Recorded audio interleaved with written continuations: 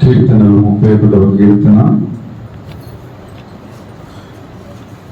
రాత్రి ఆల్రెడీలో నుంచి దేవుడు మాట్లాడుతున్నాడు. వేదనలో, నిరాశలో, కష్టంలో, బాధలో, గుండెగాయంలో, నిస్థితి పరిస్థితులను బట్టి దేవుడు మాట్లాడుతూ వచ్చినాడు. దావీదు కీర్తనకారుడు రచించిన దావీదు కీర్తన 31వ కీర్తనలో 1 నుంచి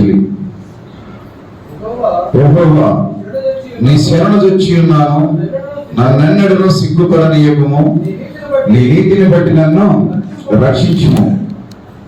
నాకు నీ చెవి యొక్కి నన్ను త్వరగా విడిపించుము. నన్ను రక్షించుటకు నాకు ఆశ్రయ శైలముగాను ప్రాకారము గల పట్ట ఇల్లుగాను ఉండుము. చూడు, ఇక్కడ దావీదు కీర్తనకారుడు అంటున్నాడు, నేను శరణు తెచ్చి ఉన్నాను, నన్ను సిగ్గుపడనీయకుము, ఎన్నడు నీ నీతిని బట్టి నన్ను రక్షించుము అని చెప్పేసి మొరపెట్టుకుంటున్నాడు, ప్రార్థిస్తున్నాడు. నాకు నీ చెవి యొగ్గి నన్ను త్వరగా విడిపించుము. హల్లెలూయా, విడిపించుము అంటే 13వ కీర్తనలో 6వ కీర్తనలో కూడా రాత్రి మాట్లాడినాడు. నన్ను విడిపించడానికి తిరిగి రమ్ము అంటాడు దావీదు. ఏమంటాడంట? తిరిగి నన్ను విడిపించడానికి నా ఎద్దుకు తిరిగి రమ్ము.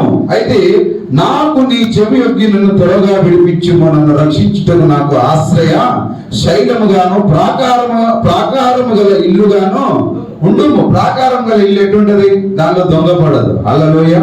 కంచె వేసి ఉంటది, కంచె వేసి ఉంటుంది. ఇల్లు కడతాం, ఇల్లు చుట్టూ ఏం కడతాం? కాంపౌండ్ వాల్ కడతాం. దాని చుట్టూ ఒక గేటు పెడతాం, కాంపౌండ్ వాల్, లోపలికి ఏది కూడా రాకుండా. ఎందుకు పెట్టుకుంటాం? ప్రాకారం గల ఇల్లు లాగా నాకు ఆశ్రయంగా ఉండు అని చెప్పేసి దావీదు అంటున్నాడు. నేను శరణ తెచ్చి ఉన్నాను, శత్రువులను బాధిస్తున్నారు, తరుముతున్నారు, నేను శరణ తెచ్చి ఉన్నానయ్యా, నీవు నాకు నీ చెవి యొగ్గి నన్ను త్వరగా విడిపించడానికి రా, నన్ను రక్షించడానికి ఆశ్రయశైలంగా ఉండు, ప్రాకారము గల ఇల్లుగా నాకు ఉండు ఉండు. ఎలీషా ప్రవక్త, తర్వాత గెహాజీ, ఇద్దరు ఒక ఊర్లో ఒక గదిలో ఉంటారు, ఒక రూమ్ లో ఉంటారు. అతన్ని పట్టుకోవడానికి, ఎలీషాను పట్టుకోవడానికి గుర్రములు రథాల ద్వారా వస్తారు. ఎలీషాను పట్టుకోవడానికి తెల్లవారుతుండగానే ఊరు మొత్తం సరెండర్, ఆ ఇల్లు చుట్టూ మొత్తం కూడా గెరేసుకుంటారు. అప్పుడు గెహాజీ బయటికి వచ్చి, అయ్యా ప్రభువా, ఇక మన పని అయిపోయింది, ఇక మనం బ్రతకలేము, ఇదిగో శత్రువులు మనల్ని చుట్టుకున్నారు, శత్రువులు మనల్ని తరమడానికి వచ్చినారు అని చెప్పేసి గెహాజీ అంటాడు. అప్పుడు ఎలీషా ఏమంటాడంటే, వీని మనోనేత్రాలు తెరువు ప్రభువా, వీనికి కనబడినట్టుగానంటే, అప్పుడు వారి మనోనేత్రాలు తెరవబడినప్పుడు మరి వారికి ఇహ సంబంధమైన గుర్రాలు, రథాలు కనబడుతున్నాయి. ఎవరికి? గెహాజీకి.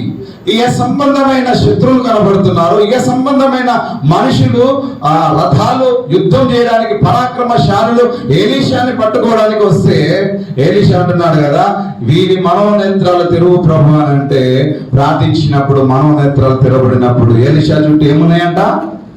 ఏమున్నాయి? అగ్ని రథాలు ఉన్నాయంట. హల్లెలూయా. దేవుని దూతల అగ్ని రథాలు ఆయన ఉన్న ఆ ప్రాకారం చుట్టూ అగ్ని రథాలతో కాపుదల కాస్తూ ఉన్నాడంట. దేవదూతల కాపుదల. మరి నీకు కూడా కనబడదు, ఏ సంబంధమైన శత్రుత్వం కనబడుతుందేమో, ఏ సంబంధమైన మనుషులు నీకు పోరాడడానికి కనబడతారేమో, కానీ నీ పర సంబంధమైన అగ్ని కంచెనంట ఎలా ఉన్నదంట? ఎలీషా ఉన్న చుట్టూ అగ్ని రథాలతో కాపుదల ఉన్నదంట. హల్లెలూయా. అప్పుడు గెహాజీ మనోనేత్రాలు తిరగబడినప్పుడు, అలా కనబడినప్పుడు అప్పుడు అనుకున్నాడంట, మరి వీటి ముందు అదేమి చేయలేదు. అందుకని దావీదు అంటున్నాడు, ప్రాకారము గల ఇల్లుగాను నాకు ఉండుము, ప్రాకారం గల ఇల్లుగా నాకు ఉండుము. అంతేకాదు, నా కొండ, నా కోట నీవే, నీ నామమును బట్టి త్రోవ చూపి నన్ను, నా ఆశ్రయ దుర్గము నీవే. హల్లెలూయా. నీ మార్గం, నా కొండ నువ్వే. చెప్పండి, నా కొండ, నా కోట, నా ఆశ్రయము, నా ఆశ్రయ దుర్గము నీవే. నా ఆశ్రయ దుర్గము నువ్వే, నా కొండ నువ్వే, నా కోట నువ్వే. దావీదు పడుకోవడానికి స్థలం లేదు, ఉండడానికి ఇల్లు లేదు, తరమబడుతున్నాడు. ఎక్కడ అడవిలో ఏడ స్థలం దొరికితే ఆడ పడుకోవడమే, ఏడ ఒక బండ సందు దొరికితే అక్కడ ఆయన నివాసమే. అయితే అప్పుడు అంటున్నాడు, ఏది నాకు లేదు కానీ నా కొండ నువ్వే, నా కోట నువ్వే, నా ఆశ్రయము నీవే. నాకు ఇల్లు లేదయ్యా, నాకు ఒక ఇల్లు లేదు, నాకు ఏది లేదు, ప్రాకారము గల ఇల్లు నాకు దయచి, కాపుదల దయచి. నేను అడవిలో ఉంటున్నాను, చెట్టు కింద ఉంటున్నాను, ఎక్కడ ఉంటున్నాను, నా చుట్టూ నువ్వు ప్రాకారము వెయ్యి. హల్లెలూయా. నా చుట్టూ నువ్వు ప్రాకారం వెయ్యి, నా చుట్టూ నువ్వు ప్రాకారం వెయ్యి.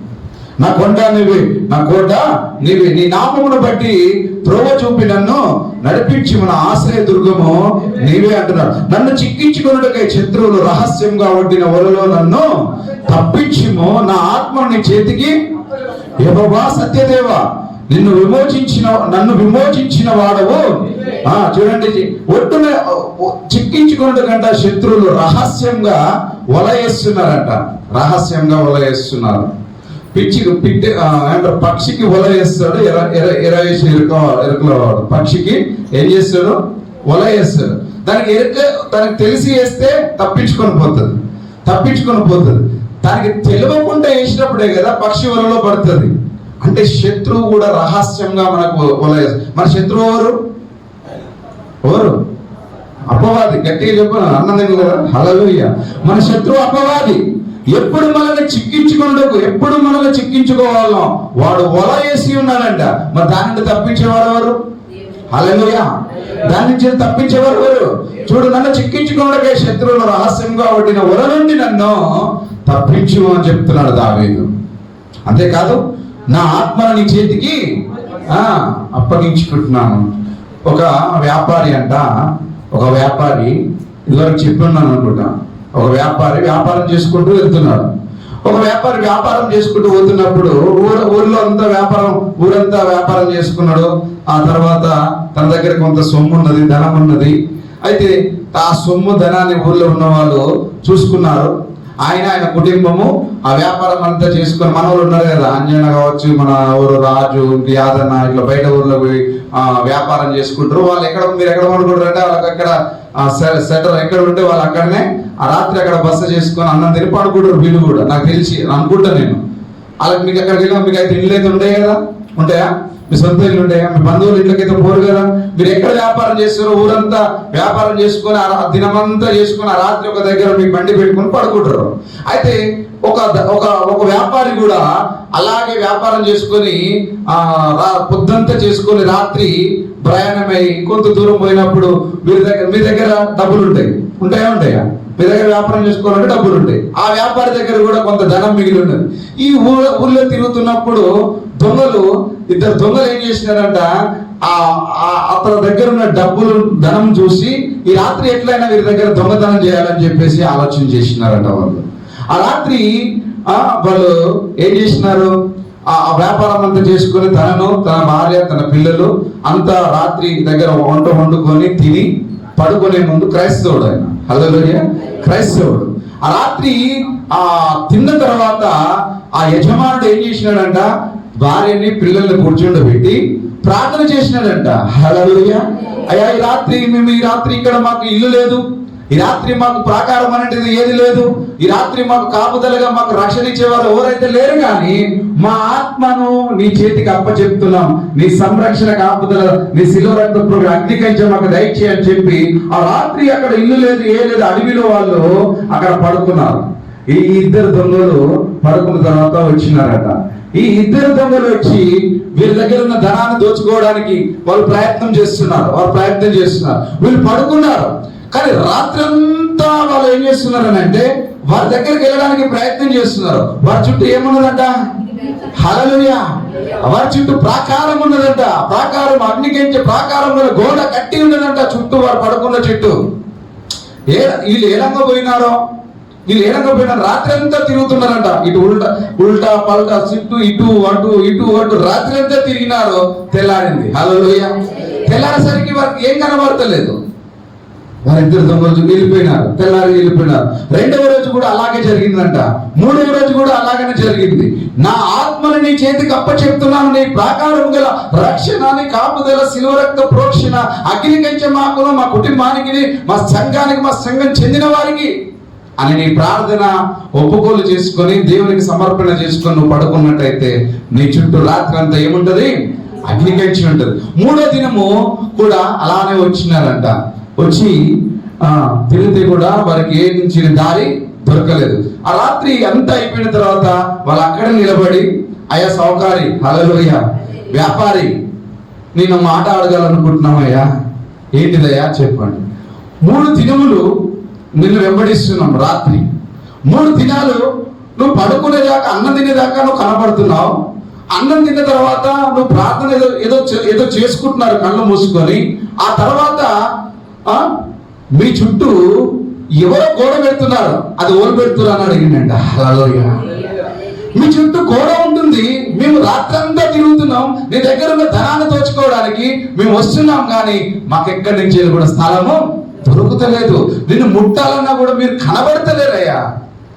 అప్పుడు అన్నాడంట ఆ వ్యాపారి, నా చుట్టూ గోడ ప్రాకారం కట్టేది నా యేసయ్య. హల్లెలూయా. నా యేసయ్య నా చుట్టూ అగ్ని కంచె వేసి, నా తండ్రి నా కొరకు రక్తం కార్చిన దేవుడు నా చుట్టూ కంచె వేస్తున్నాడు అని చెప్పినప్పుడు ఆ చోటనే మోకరిల్లి ఆ 2 దొంగలు మారు మనసు పొంది దేవుని నమ్ముకున్నారంట. అందుకని దావీదు అంటున్నాడు, నన్ను చిక్కించుకున్నట్టుగా శత్రువులు రహస్యంగా పట్టిన వల నుండి నన్ను నా ఆత్మను నీ చేతికి నువ్వు ఆ ఆత్మను అప్పచెప్పి పడుకున్నావనంటే, నువ్వు మన ఆత్మను దేవునికి అప్పచెప్పి పడుకున్నావనంటే నీకు ఎటువంటి ఇబ్బంది లేదు, ఎటువంటి అపాయం నీ దగ్గరికి రాదు. ఒకవేళ నువ్వు మర్చిపోయి నువ్వు ప్రార్థన చేయకుండా పడుకున్నావు అనుకో, నీ దగ్గరికి ఓల పట్టడానికి రహస్యంగా శత్రువు నీ పీక పట్టుకోవడానికి ఖచ్చితంగా వాడు సమీపంగా ఉంటాడు. హల్లెలూయా. సమీపంగా ఉంటాడు.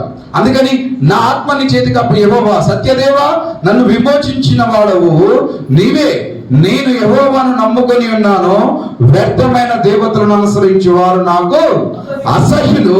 నీవు నా బాధను దృష్టించి ఉన్నావు, నా బాధను దృష్టించి ఉన్నావు. నేను ఎవరు నమ్ముకొని ఉన్నాం? ఎవరు నమ్ముకున్నాం? యెహోవాని నమ్ముకొని ఉన్నాం, దేవుని నమ్ముకొని ఉన్నాం, మనం యేసయ్యని నమ్ముకొని ఉన్నాం, మనం తండ్రిని నమ్ముకొని ఉన్నాం. మనం నీ ఆత్మని నువ్వు దేవుని చేతికి అప్పచెప్పుకున్నట్టయితే నీ చుట్టూ ప్రాకారము గల ఇల్లు, దేవుడు ప్రాకారం గల గోడని కట్టేస్తాడంట. ప్రాకారం గల గోడని కట్టివేసేస్తాడు. అందుకని దేవుని యొక్క వాక్యం సెలవిస్తున్నది, నా ఆత్మ నీ చేతికి అప్పచెప్తున్నాను. సత్యదేవుడు ఆయన, మనల్ని విమోచించిన వాడు ఆయన. దావీదు అంటున్నాడు, సత్యదేవా అంటే ఎందుకనాలన్నమాట? సత్యదేవాన్ని ఎందుకనాలి? దేవుడు అన్నాడు, నేనే సత్యం, నేనే మార్గం, నేనే జీవం.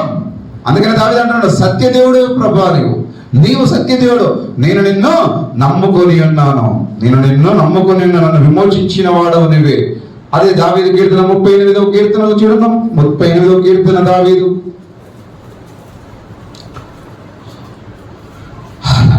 జ్ఞాపకార్థమైన కీర్తన అంటే అది జ్ఞాపకం చేసుకుంటున్నాడు దావీదు తన యొక్క చెప్పండి, యెహోవా కోపోద్రేకము చేత నన్ను గద్దింపకము, నీ ఉగ్రత చేత నన్ను, నీ బాణములు నాలో గట్టిగా నాటి ఉన్నవి, నీ చెయ్యి నా మీద భారంగా, నీ కోపాగ్ని వలన ఆరోగ్యము నా శరీరమును విడిచి, నా పాపమును బట్టి నా ఎముకలలో స్వస్థత లేదు, నా దోషములు నా తల మీదుగా పొర్లిపోయినవి, నేను మొయ్యలేని బరువు వలె అవి నా మీద మోపబడి ఉన్నవి.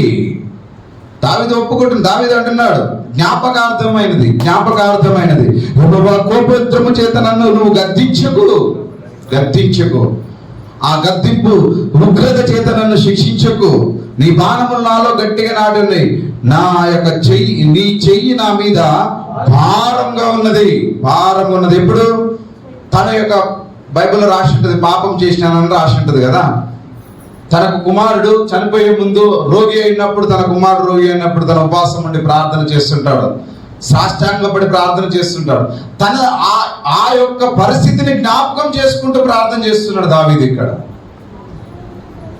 ఆ యొక్క పరిస్థితి, తను చేసిన పాపము, ఆ యొక్క స్త్రీ ద్వారా చేసిన పాపాన్ని జ్ఞాపకం చేసుకుంటూ ప్రార్థన చేస్తున్నాడు. నీ కోపోద్రేకము చేత నన్ను నీవు గద్దింపకయ్యా, నీ యొక్క ఉగ్రత చేత నన్ను శిక్షించకము, నీ యొక్క బాణములు నాలో గట్టిగా నాటు, నీ చెయ్యి నా మీద భారంగా ఉన్నది. నీ కోపాగ్ని వలన ఆరోగ్యం నా శరీరము విడిచిపోయి, నా పాపమును బట్టి నా ఎముకలలో స్వస్థత, నా దోషములు నా తల మీదుగా పొర్లి ఉన్నవి. నేను మోయలేని బరువులవి నా మీద మోపబడి ఉన్నవి. నా మూర్ఖత వలన కలిగిన నా గాయములు దుర్వాసన గలవై ఏం చేస్తున్నాయండి? అవి స్రవించుచున్నవి.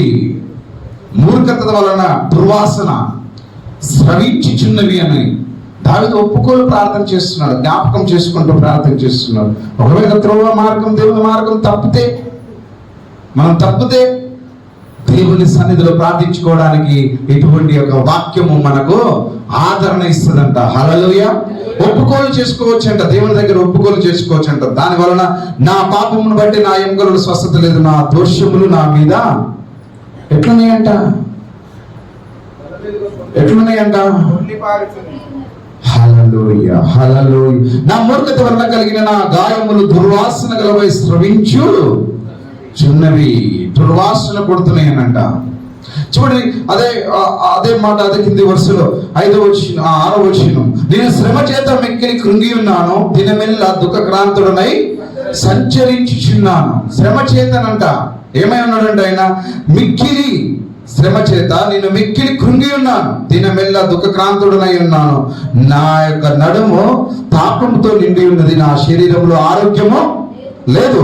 నేను సొమ్మసిని బహుగా నలిగి ఉన్నాను, నా మనోవేదన బట్టి కేకలు వేచున్నాను.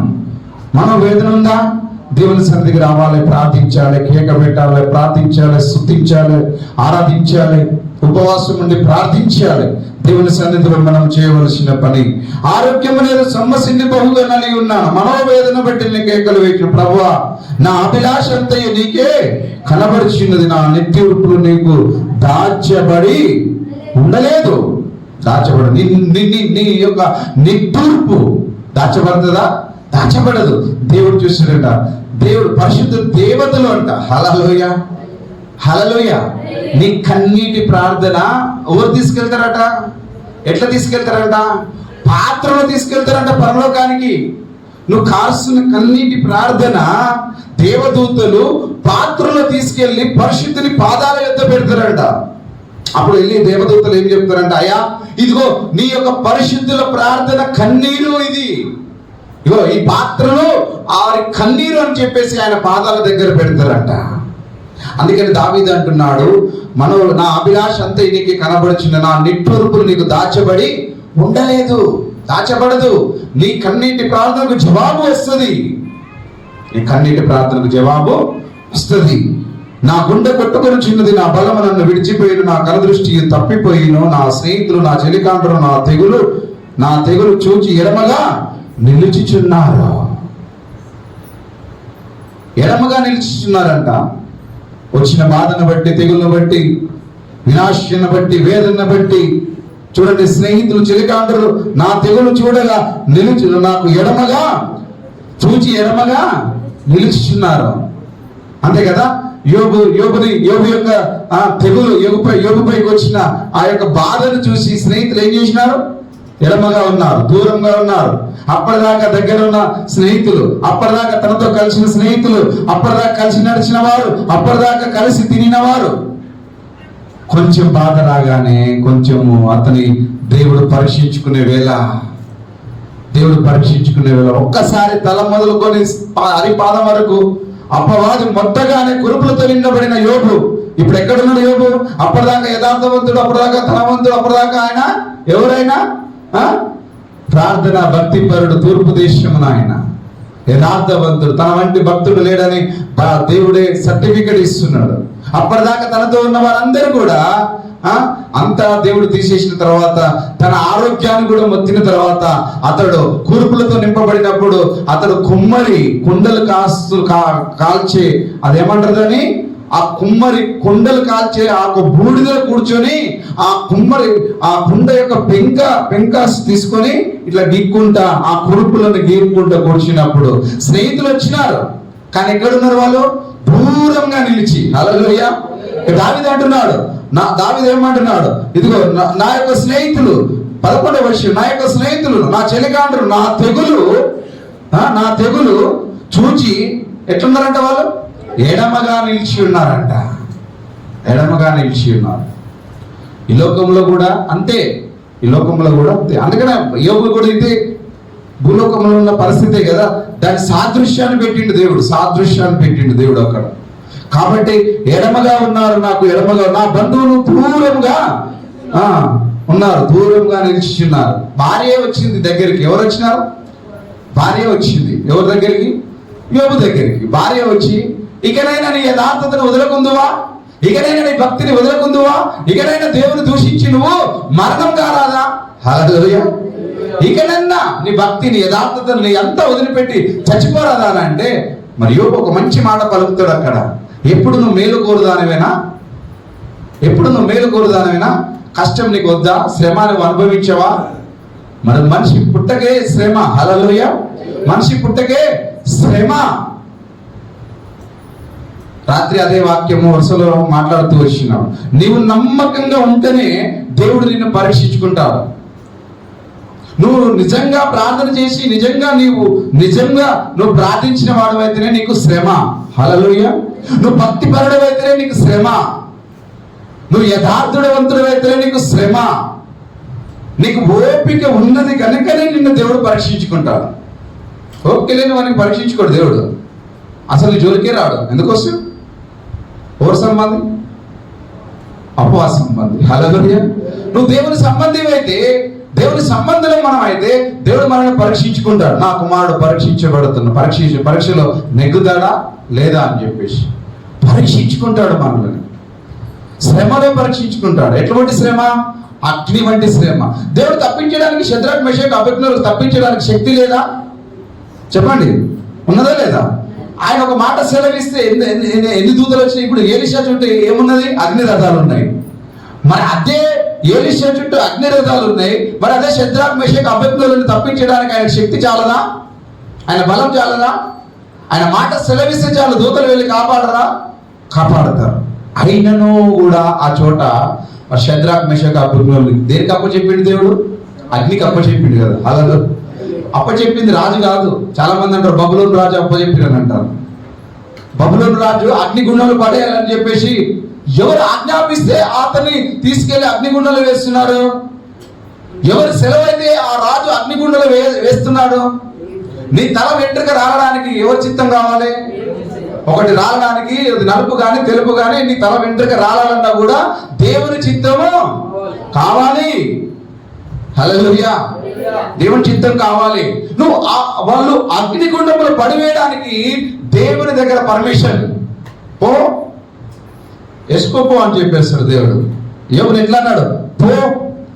అయితే నిన్ను ఊరికనే నిన్ను ఆరాధన చేస్తున్నా, ఊరికనే వచ్చి అందరు ఇక్కడ కూర్చొని ప్రార్థన చేస్తున్నారా? నువ్వు దీవిస్తేనే కదా, నువ్వు వాళ్ళని ఆశీర్దిస్తేనే కదా, నువ్వు మంచి భోజనం పెడుతున్నావు, మంచి ఇల్లు ఉన్నది, వాళ్ళకు మంచి చేతి పనులు ఉన్నాయి, మంచి అన్ని ఉన్నాయి, అందుకనే వచ్చి ఆరాధన చేస్తుండు. ఒక్కవేళ నువ్వు వాటన్నిటిని తీసేయి ఒక్కసారి. ఏమంటారంటే యోబు దగ్గర ఉన్నాయి అన్ని కూడా తీసేయి ఒక్కసారి.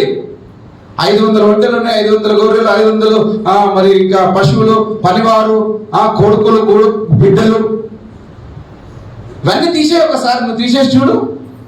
ఆయన దగ్గర ఉన్న పని తీసేసి చూడు. నీ ముఖం ముందు దూషించిపోతాడు యోబు అని అపవాదాన్ని అంటే. అయితే ఓకే, ఈ ఛాలెంజ్కి నేను ఒప్పుకుంటున్నాను.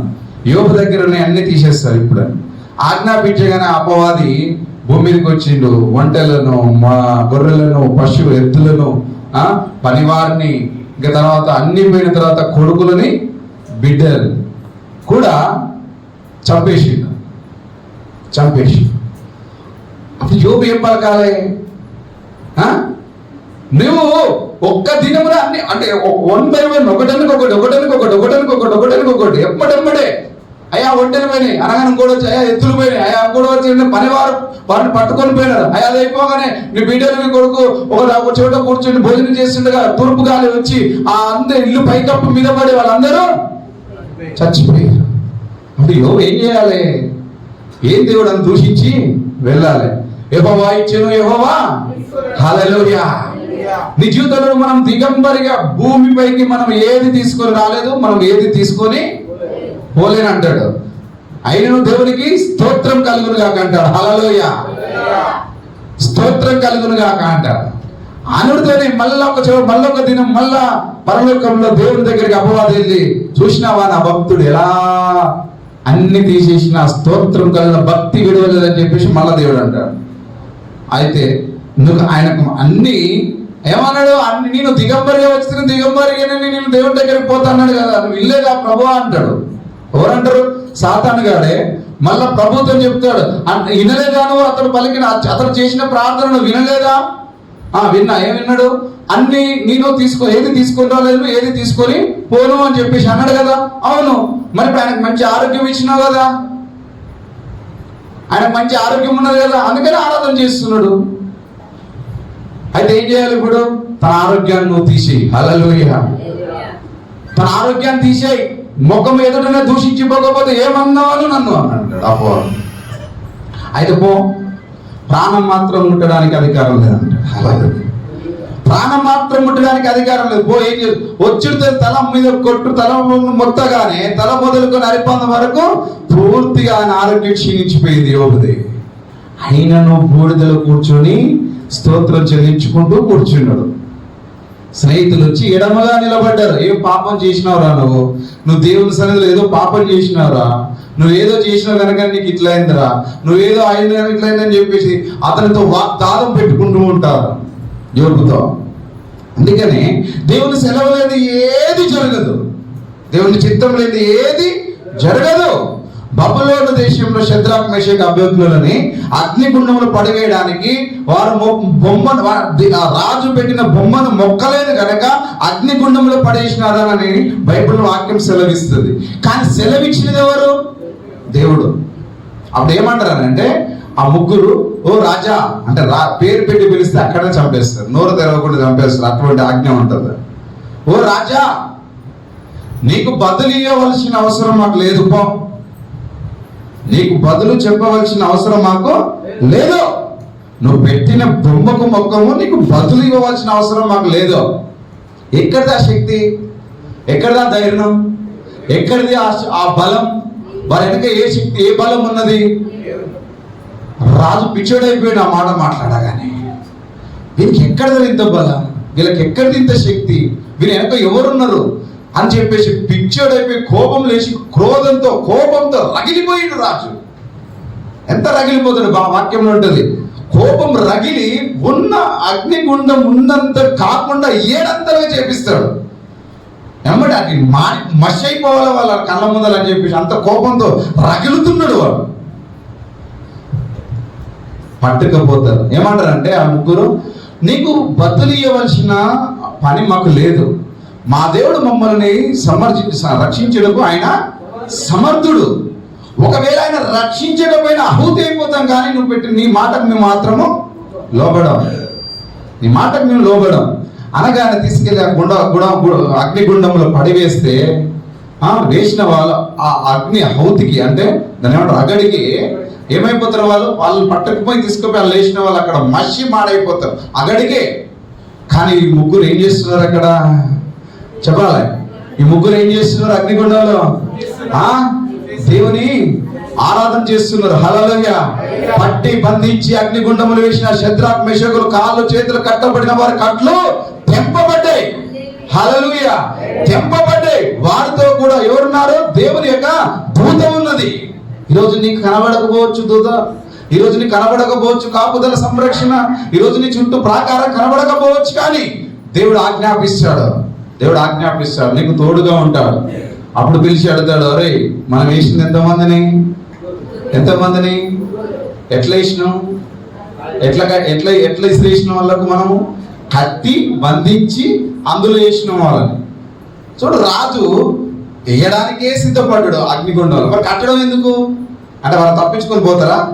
కట్టడం ఎందుకు? అగ్నిగుండం వేస్తే చచ్చిపోతారు కదా. తెలివి చూడు, కట్టిండు. ఆ కట్ట తెంపుకొని పారిపోతారు అగ్నిగుండంలోకి వెళ్ళి. అయినను కట్టి పెట్టినా కూడా దేవుడు వారిని కట్లలో ఉంచలేదు. హల్లెలూయా. బంధకాలలో ఉంచలేదు వారిని. దేవుడు విడిపించినాడు వారిని. ఆరాధించడానికి వాళ్ళకు స్వేచ్ఛనిచ్చిండు. ఎక్కడ? భూమిపైన ఇచ్చిండు. వారు ఎక్కడ ఆరాధన చేస్తున్నారు? ఎక్కడ? అగ్నిగుండంలో. మన అగ్ని లాంటి శ్రమ నీకు తాకుతున్నప్పుడు నువ్వు తాలుకోవాలి కదా. అగ్ని లాంటి శ్రమ నీకు మనకు తాకుతున్నప్పుడు మనం తాలుకోవాలి కదా. దేవుడు మనల్ని నడిపిస్తాడు కదా, విడిపిస్తాడు కదా. దేవుడు నడిపించి విడిపిస్తాడు కదా. కోపద్రేకం చేత ఒక్కొక్కసారి దేవుడు మనల్ని ఆ యొక్క ఉగ్రత మనపైకి ఆయన పరీక్షించుకునే వేళ మనము ఆ పరీక్షకు నిలబడితే వాగ్దానాలు ఇస్తాడంట దేవుడు మనకు. చూడండి, వాగ్దానాలు ఇస్తాడు మనకు, రక్షణ ఇస్తాడు. కీర్తన 27:1 చూడు, 27:1.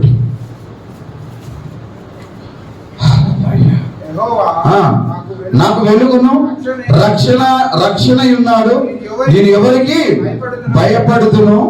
యెహోవా నా ప్రాణదుర్గము, ఎవరికి నేను వెరుతును. చెప్పండి, ఇప్పుడు ఎవరికి భయపడదాం? ఎవరికి భయపడాలి? రాజుకు భయపడరా? మరి ఎవరు భయపడరు? వాళ్ళు సర్వోన్నతమైన దేవునికి భయపడరు. వాళ్ళు నా దేవుడు సమర్థుడు సంరక్షించడానికి. ఒకవేళ సంరక్షించకపోయినా నీవు పెట్టిన బొమ్మకు మాత్రం మేము మొక్కము.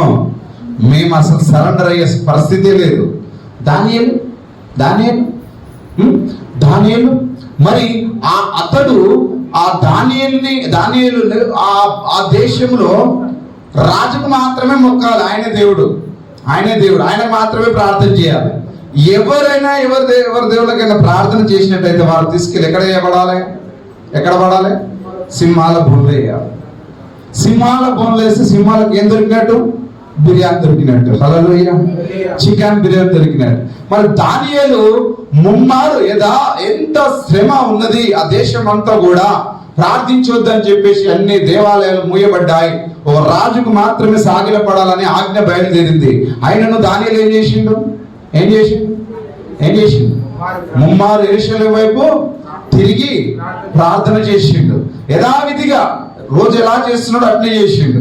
మరి ఈ దానియేలుని మరి ఆ దానియేలు పైన కోపం పెట్టినవాడు ఎట్టనన్నా రాజుకు పట్టేయాలని చెప్పేసి, అయ్యా నీ ఆజ్ఞ మీరినాడు, నీ మాటకు విలువ లేదు, ఇదిగో ముమ్మారు తన దేవునికి ప్రార్థన చేస్తున్నాడు దానియేలు అని చెప్పినప్పుడు, దానియేలు తప్పించడానికి రాజు ఎంతో తపన పడతాడు. దానియేలు యొక్క యథార్థతను బట్టి, దానియేలు యొక్క ప్రార్థన బట్టి, దానియేలు మీద ఉన్న అభిషేకాన్ని బట్టి ఆ రాజు తనను తప్పించడానికి ఎంతో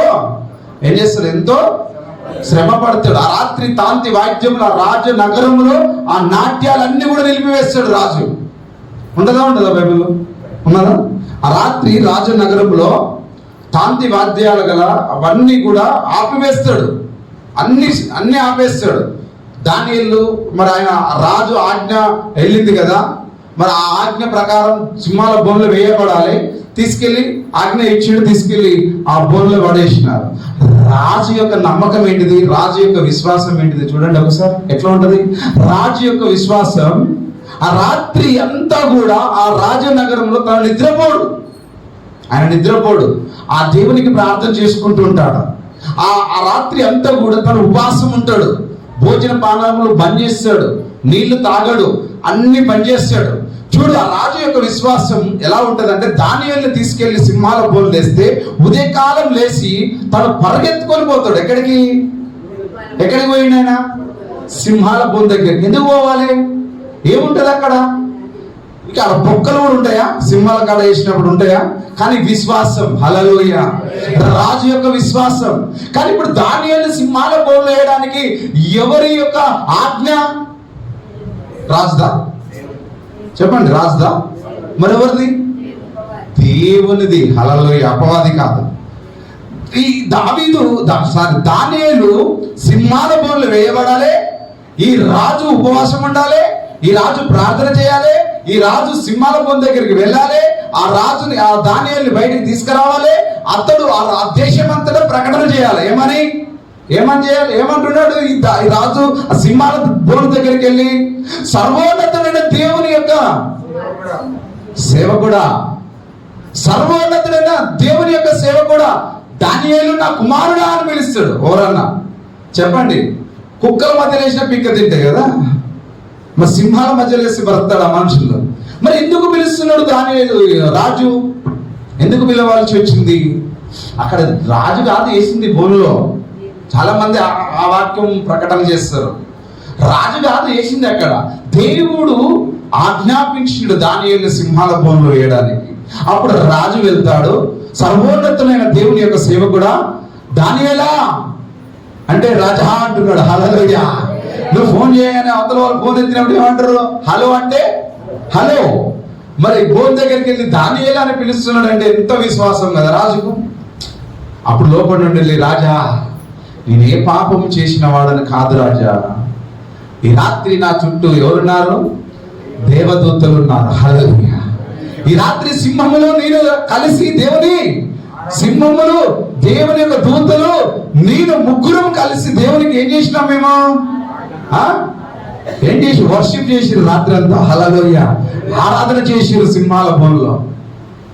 ఎంత గొప్ప మర్మం తెలుసా వాక్యము, ఎంత గొప్ప మర్మము. కాబట్టి నీకు ఏదన్నా శ్రమ తాకింది అని అంటే అది ఎవరు ఆజ్ఞాపిస్తే జరిగిందనంటే దేవుడు ఆజ్ఞాపిస్తేనే జరిగింది. యోనా ప్రవక్త ఉన్నాడు బైబిల్లో.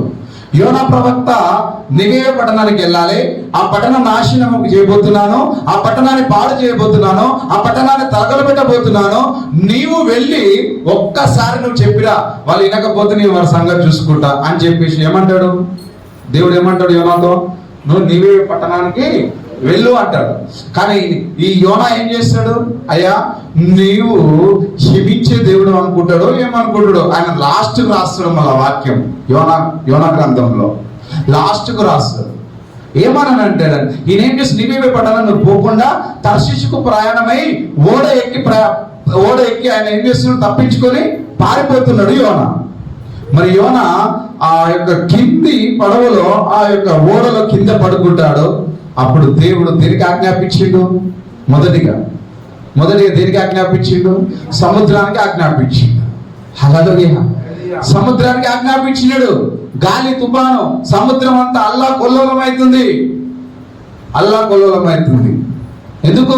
పడవ ముందుకు వెళ్తలేదు, ఓడ ముందరికి వెళ్తలేదు.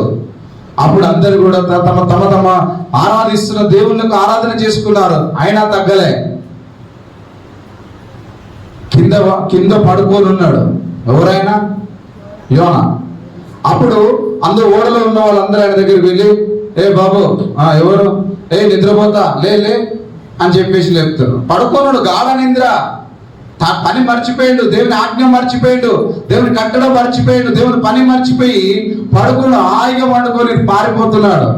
అప్పుడు వీళ్ళు వెళ్ళి నిద్రపోతాను తట్టి లేపినారు. చెప్పు ఏమైంది?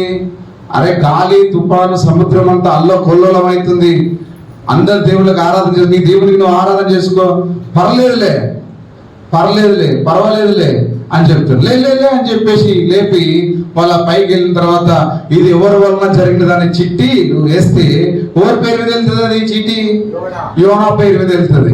అబ్బా ఇట్రా నాయనా అని చెప్పేసి కూర్చోబెట్టి, ఎవరయ్యా నువ్వు? ఎవరు తాలూకా? ఎక్కడ తాలూకా నీది? ఎక్కడ ఊరు? ఎవరు నువ్వు? ఈ మధ్యన ఆంధ్రలో పిఠాపురం ఎమ్మెల్యే పవన్ కళ్యాణ్ ఆ బైక్ యొక్క నెంబర్ ప్లేట్ మీద రాస్తున్నారు పిఠాపురం తాలూకా ఎమ్మెల్యే. నెంబర్ ప్లేట్ మీద నెంబర్ లేదు, ఇక తాలూకా.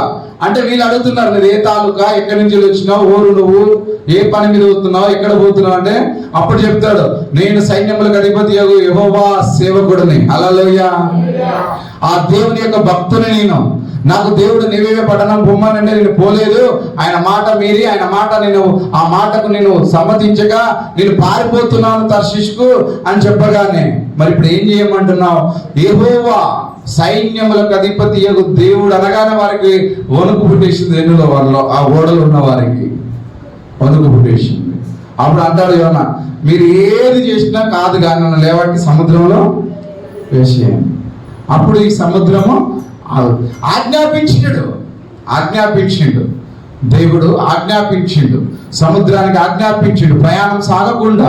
ఒక్కొక్కసారి మనం వెళ్తున్న ప్రయాణం కూడా దేవుడు స్టాప్ చేసేస్తాడు. ఎక్కడ స్టాప్ చేసిండు? గాడిద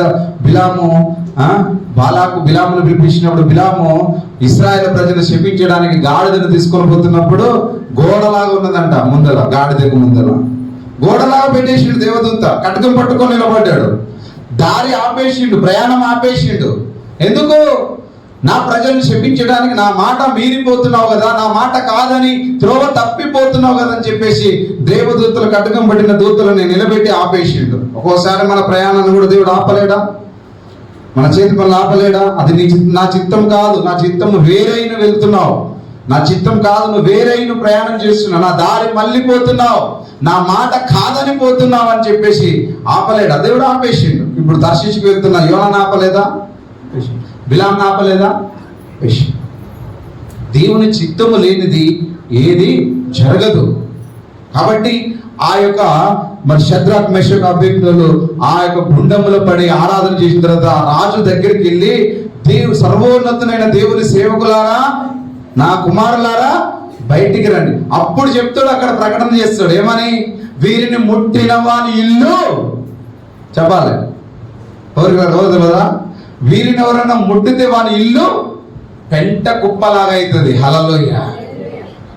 వీరి జోలి కానీ, వీరి తెరువు కానీ, వీరి ఆచూకి, వీరు ఎవరినన్నా వీరిని మీరు ఏమన్నా అవును కానీ కాదు కానీ అని అన్నట్టయితే ఆ రాజే ప్రకటన చేస్తాడు అక్కడ. అప్పుడు ఆ రాజే ఆజ్ఞాపించిన రాజు ఆ రాజ్యం వల్ల ప్రకటన చేస్తాడు ఏమని? వీరిని ఎవరైనా ముట్టినా కానీ, వీరి యొక్క కుటుంబాన్ని ముట్టినా కానీ, వీరు ఆరాధన చేస్తున్న దేవుని వ్యతిరేకించినా కానీ వాని ఇల్లు ఎట్లయితుందంట? పెంట కుప్ప వలె అవుతుందని చెప్పేసి రాసి ఉంటుంది బైబిల్లో. దేవుడు అంత రోషపడతాడు నీ కొరకు. గత వారంలో దేవుడు మాట్లాడలేదా మోషే గురించి? నేను వీరిని కంటినా, నేను గర్భం ధరించినా, వీరి నా రొమ్మున అనుకొని నేను కానాను దేశాన్ని వీరికి నడిపించాలనా అని చెప్పేసి మోషే అంటే, అప్పుడు అంటాడు, నువ్వేంటిరా బాబు నడిపించేది, నువ్వేంటిదయ్యా నడిపించేది? ఇదిగో 70 మంది ప్రవక్తలు లేపిండు అక్కడ. 2 మనుషులు పాలెంలో నిలబడి ప్రవచిస్తున్నారు. యెహోషువ ఉరుకొచ్చి పరిగెత్తుకొని వచ్చి, మోషే నా ప్రభువా వారు ప్రవచిస్తున్నారు, ఆపు, లేదనంటే మనం ప్రమాదంలో పడిపోతాం, రోషపడుతున్నాడు దేవుడు అని అంటే, అప్పుడు మోషే అంటున్నాడు, నాయనా తండ్రి నా పక్షమున నువ్వు రోషపడితివా, నీకు రోషం కలిగినా నా గురించి నువ్వు రోషపడితివా అని చెప్పేసి అప్పుడు మోషే అనలేదా? అయితే నీ గురించి దేవుడు రోషపడడా? ఏమన్నాడు? నిన్ను ముట్టిన వాడు నా కనుగుడ్డు ముట్టినంత. హల్లెలూయా. ఎవడు ముట్టజారుడు కదా, శత్రువు నిన్ను ముట్టలేడు, ఎవడు నిన్ను ముట్టలేడు. అందుకనే 27వ కీర్తనలో ఏమన్నాడంటే, యెహోవా నాకు వెలుగుగా రక్షణ ఉన్నాడు, నేను ఎవరికి భయపడదును, యెహోవా నా ప్రాణ దుర్గము, ఎవరికి నేను వెళుతును. నా శరీర మాంసం తిండుకై దృష్టిలు నా మీదకి వచ్చినప్పుడు, నన్ను బాధించి శత్రువు నా మీదకి వచ్చినప్పుడు వారు త్రుట్టిల్లి నాతో యుద్ధం చేయటకు దండు దిగినను, నా హృదయము భయపడదు, నా మీదకి యుద్ధము రేగినను, దీనిలో నేను ధైర్యము విడవకుందును. హల్లెలూయా. సముద్రం అంతా అల్లా కొల్లలం అవుతుంది, ఓడంతా ఇట్లా ఊగుతుంది, ఓడంతా ఇట్లా ఊగుతుంది. మరి యోనా భయపడ్డా? ఎందుకు యోనా అయితే అయ్యో అయ్యో అయ్యో ఇంకా భయపడాలి కదా, ప్రాణాన్ని రక్షించుకోవడానికి. లేదు, నన్ను తీసి సముద్రంలో పడవేయి. ఆ తర్వాత సెకండరీ దేవుడు ఏమన్నా చూసుకుంటాడు. ఆయనే ఆజ్ఞాపించి, నాకు తెలుసు నేను పారిపోతున్నా, ఆయన మార్గాలు తప్పించుకొని పోతున్నా, నాకు తెలుసు. భయపడలేదు, సముద్రానికి భయపడలేదు, నీకు భయపడలేదు.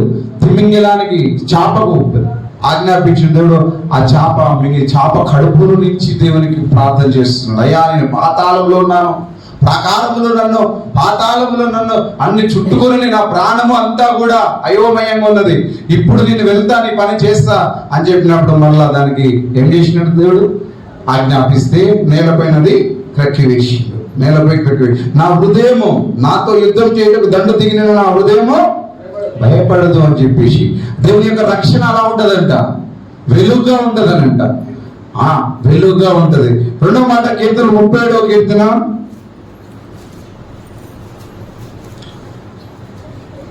37వ కీర్తన. స్తోత్రం తండ్రి. 39:40. యెహోవాయే నీతిమంతులకు రక్షణాధారం, బాధ కలుగునప్పుడు ఆయనే వారికి ఆశ్రయ దుర్గం. యెహోవా వారికి సహాయుడై వారిని రక్షించును, వారు యెహోవా శరణు వచ్చి ఉన్నారు గనుక ఆయన భక్తిహీనుల చేతుల నుండి వారిని విడిపించి రక్షిస్తాడు. దేవుడు ఈ లోకంలో రక్షిస్తాడు. అదే అంటాడు, యెహోవా నీతిమంతులకు రక్షణాధారం, బాధ కలుగునప్పుడు ఆయన వారికి ఆశ్రయ దుర్గమవుతాడు. యెషయా రాసిన గ్రంథం 12వ అధ్యాయం, యెషయా రాసిన గ్రంథంలో 12వ అధ్యాయం హల్లెలూయా. రెండవ వచనం, ఇదిగో నా రక్షణకు కారణభూతుడగు దేవుడు, నేను భయపడక ఆయనను నమ్ముకొనుచున్నాను. యెహోవాయే నాకు బలం, ఆయనే నా కీర్తనకాస్పదము, ఆయన నాకు రక్షణ ఆధారము. ఆయనే రక్షణ ఆధారం. ఆయన ఇప్పుడు ఎవరని చెప్పుదాం? రక్షణ మనకు, ఈ రక్షణకు, ఇదిగో నా రక్షణకు కారణభూతుడగు దేవుడు. ఆయన మన రక్షణకు కారణం ఎవరు? దేవుడే మనకు రక్షణ కారణభూతుడగు దేవుడు. ఆయన మనకు ఆధారమైన దేవుడు. ఆయన మన కోట అయిన దేవుడు, కొండ అయిన దేవుడు, ఆశ్రమైన దేవుడు, కారణభూతుడగు దేవుడు. ఆయనే మనకు రక్షణకర్త, ఆయనే మనకు మరి రక్షణకర్త. భయపడక ఆయనను మనం ఏం చేయాలంట? దేనికి భయపడకుండా ఆయనను మనం నమ్ముకోవాలంట. అప్పుడు యెహోవాయే నాకు బలము, ఆయన నాకు కీర్తనకాస్పదము, ఆయన నాకు రక్షణ ఆధారం. ఆయన ఈ శ్రమలో నుంచి అన్ని దాటుకుంటూ వచ్చిన తర్వాత మొదటి పాయింట్ ఏంటిది? వేదనలో, శ్రమలో, బాధలో ఉన్నప్పుడు శత్రు చేతి నుంచి దేవుడు నిన్ను విడిపించిన తర్వాత రక్షణ దేవుడు నీకు ఇస్తుంటాడు, కాపుదల ఇస్తాడు, సంరక్షణ ఇస్తాడు. మనకి ఆయన రక్షణ. చూడండి ఇప్పుడు లాస్ట్ మాట, ఆయనే నాకు రక్షణ ఆధారం. మనకు రక్షణ ఆధారం ఆయనే. మన రక్షణ కారణభూతుడగు దేవుడు కూడా ఆయనే. రక్షణకు ఆధారుడు, కారణభూతుడగు దేవుడు ఆయన. యేసు 25వ అధ్యాయం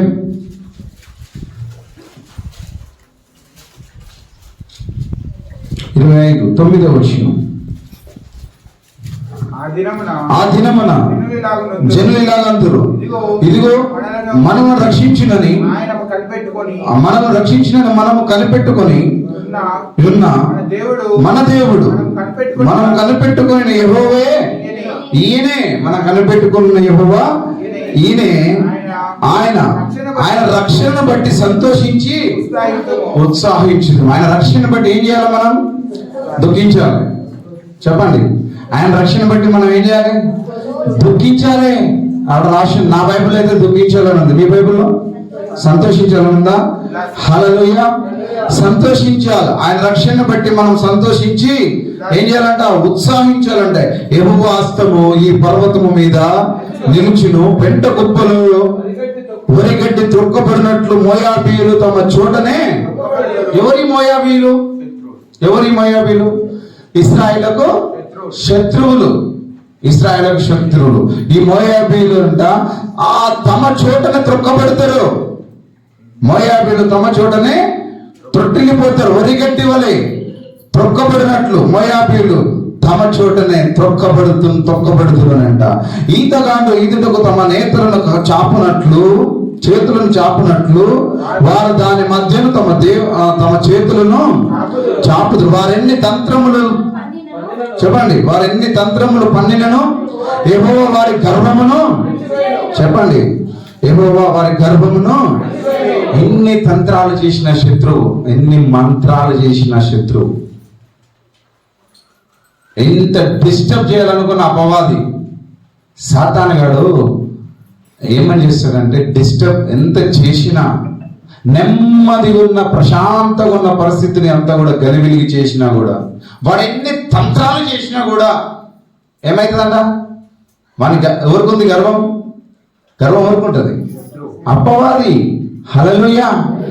ఏం చేసిండు వాడు? కొంత దేవుని కంటే వానికి తక్కువ ఏమన్నదంటే, శక్తి ఒకటే తక్కువ, సింహాసనం ఒకటే తక్కువ. వాడు కూడా దేవుని మనకంటే ఎక్కువ ఆరాధన చేస్తాడు అపవాది. మీకు తెలుసో తెలియదు? అపవాది మనకంటే ఎక్కువ ఆరాధించేవాడు. నువ్వు వాళ్ళలో మనం సెంటు కూడా చేయం, మనం ఆరాధన. అపవాది చేసినది సెంటు కూడా తెలియదు మనకు, ఆరాధన తెలియదు, దేవుని ఎట్లా మొక్కాలో తెలుసు, మనం ప్రార్థించే ప్రార్థన అన్నీ తెలుసు వానికి గర్వం వచ్చి సింహాసనం మీద కూర్చుంటే తంతె వచ్చిపోయి ఎడబడ్డాడు భూమి మీద కూడా కాదు, ఆకాశానికి భూమి మధ్యలో ఇటు అటు తిరుగులాడుతున్నాడు ఇప్పటికి కూడా. వాడు ఎవరిని మెంగుదానా, ఎవరిని ఆత్మలోకి, ఎవరి మనుషులకు దూరి ఏం చేస్తాడు? కూలగొట్టడానికి ప్రయత్నాలు చేస్తుంటాడు. వాడు అన్ని కూలగొట్టడానికి ప్రయత్నాలు చేస్తుంటాడు. అన్ని కూలగొట్టడానికి ప్రయత్నం చేస్తుంది. దురాత్మ అంధకారంలో ఇప్పుడు అవన్నీ వాని సమూహమే అది. వాని గర్వమును అణచివేస్తున్నట్టు దేవుడు, వాని గర్వమును అణచివేస్తాడు. వాడు ఎన్ని తంత్రంలో. రాత్రి అదే ప్రార్థన చేసిన నేను, ఎంత డిస్టర్బ్ చేయాలనుకున్నా నేను ఒకటే నిర్ణయం తీసుకున్నా, నేను డోంట్ కేర్. సంఘాన్ని డిస్టర్బ్ చేయాలనుకున్నా, సంఘాన్ని కూలగొట్టాలని చూసిన, సంఘంలో కలిబిలి లేపినా భయపడకుండా ప్రార్థన చేస్తాను నేను. హల్లెలూయా. నాకేం పర్వాలేదు, నన్ను ఎంతన్నా ఏం కాదు. లేపుతాడు వాడు. అపవాది ఏం చేస్తాడంటే మనుషుల నుండి లేపుతాడు. ఏమని లేపుతాడు? లేదా యేసుప్రభు కాలంలో ఉన్నారు. యేసుప్రభు బోధించేటప్పుడు బోధ చేసినప్పుడే ఆయన మాటలను తప్పు పట్టేవాడు అక్కడ పక్కనే కూర్చుంటాడు వాడు అపవాది. ఎవరిలో? పరిసయ్యులు, శాస్త్రులు. ఎప్పుడోనండి ఒక సేవకుడు వాక్యం చెప్తున్నప్పుడు ఆ వాక్యం దేవుని యొక్క వాక్యముని చెప్తున్నప్పుడు మనిషిని బట్టి మనం వాక్యాన్ని తప్పుపడితే పరిశుద్ధాత్మ దేవుని దుఃఖించినట్టు. అందులో నేను ఒక్కడని చెప్తున్నా కదా. అందుకని డిస్టర్బ్ చేయడానికి అపవాదికి ఉన్న గర్వము మనుషులను రేపుతాడు వాడు. సంఘం అంతా దీవించబడే ముందు, సంఘం అంతా హెచ్చించబడే ముందు, సంఘం ఒక ప్రఖ్యాతి చెందే ముందు, సంఘానికి ఒక మంచి అభిషేకం వచ్చే ముందు డిస్టర్బ్ ఎట్లా చేయాలి? వాని పనే అది కదా. పరలోకం వెళ్ళడం కాదు, నరకానికి వెళ్ళడానికి లాగుతాడు. వానికి కావాలి. ఈరోజు అందరికి కూర్చున్నాను, అందరికి నాతో సొంత నిలబడి చెప్పుకుంటున్నాను నేను. మనుషుల మాటలను బట్టి ప్రార్థించకుండా, దేవుని మొక్కకుండా, దేవుని సన్నిధికి రాకుండా కాదు. ఇందులో వాక్యం ఈ నుంచి వస్తుందంటే అది మన కొరకనే మాట్లాడుకోవాలి. మనం దాన్ని సరి చేసుకునే విధానంగా ఉండాలి. అంతే తప్ప కానీ వాక్యాన్ని తప్పుపట్టిన వాడు ఓ సంబంధి. హల్లెలూయా. అందుకని అంటున్నాడు గర్వాన్ని అణచివేస్తూ అంటాడు. గర్వాన్ని అణచివేస్తాడు. 3 ఇర్మియా 3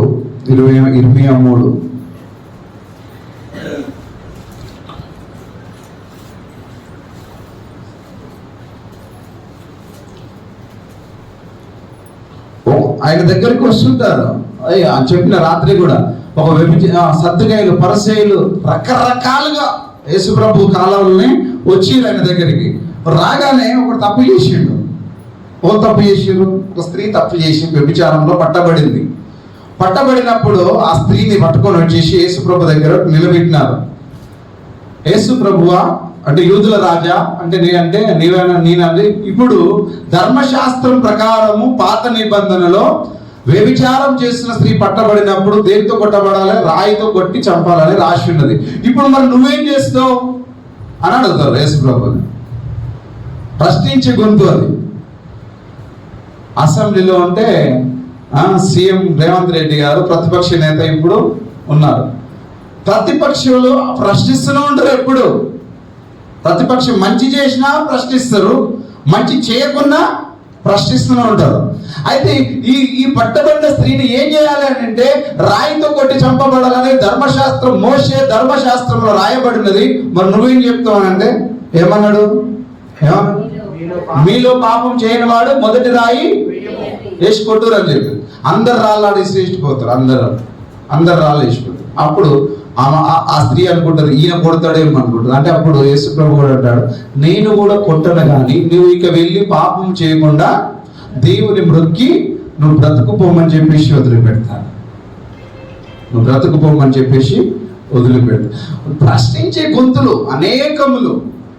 మనుషులు తప్పు దొరకబడాలంటే ప్రతిదానికి తప్పు దొరకబడవచ్చు, లేదా ప్రతిదానికి తప్పు దొరకబడవచ్చు లేదనుకోవద్దు. అందుకనే పెద్ద కాపరి కూడా ఎంతో దుఃఖపడ్డాడు.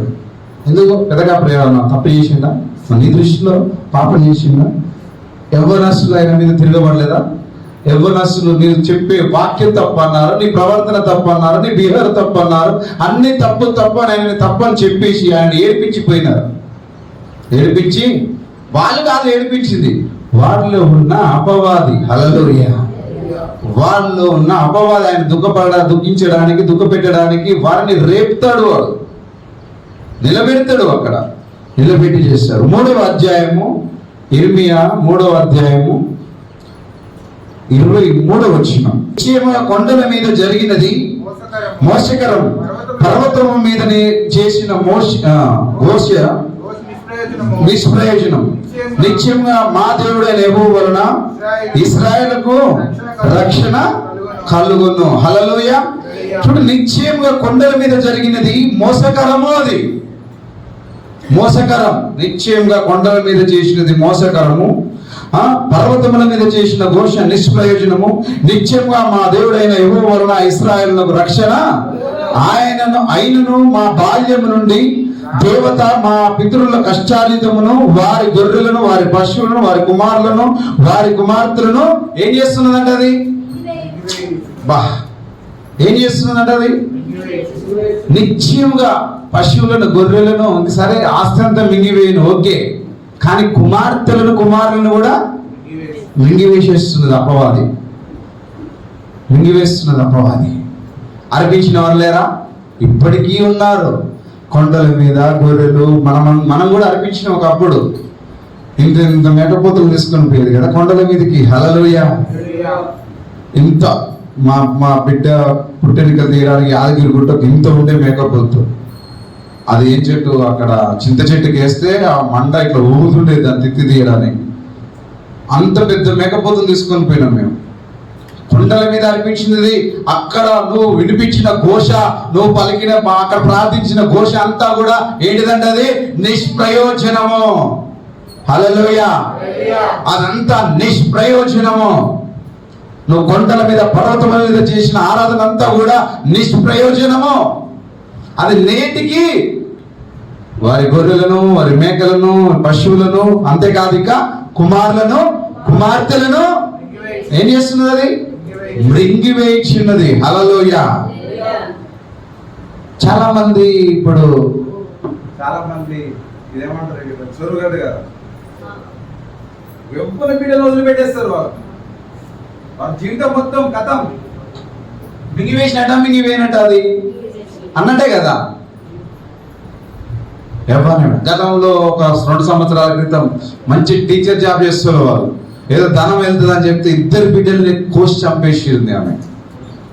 యవ్వనస్తు 2 బిడ్డలని బలిచ్చింది. ఎవరి వలన జరిగింది? అది నిష్ప్రయోజనము. హల్లెలూయా. ఇంకా మింగివేస్తూనే ఉన్నది. కాబట్టి మనకు ఎవరి వలన రక్షణ? ఏ దేవుని వలన? దేవుడు ఒక్కడేనా, ఇద్దరా? ఒక్కడే దేవుడు. హల్లెలూయా. ఆయన యెహోవా మన రక్షకుడైన దేవుడు. యేసు ప్రభు మన కొరకు రక్తం కార్చిన దేవుడు. రక్తం కార్చిన దేవుడు. రక్తం కావాలనే దేవుడు కాదు ఆయన. మన కొరకు రక్తం కార్చిన దేవుడు ఆయన. కాబట్టి అంతా నిష్ప్రయోజనం. నువ్వు చెట్టు గుట్ట అని చెప్పేసి అవన్నీ నిష్ప్రయోజనం. మనకు రక్షణ ఇచ్చే దేవుడు ఆయన ఒక్కడే. ఆయన కృపను బట్టి, రక్షణ బట్టి మనం బ్రతుకున్నాం. ఈరోజు మన రక్షణ కారణభూతుడగు ఎవరు? దేవుడు. ఆయనే కారణభూతుడగు యెహోవాయే మన రక్షణకు కారణభూతుడగు దేవుడు. ఆ యేసు ప్రభువే.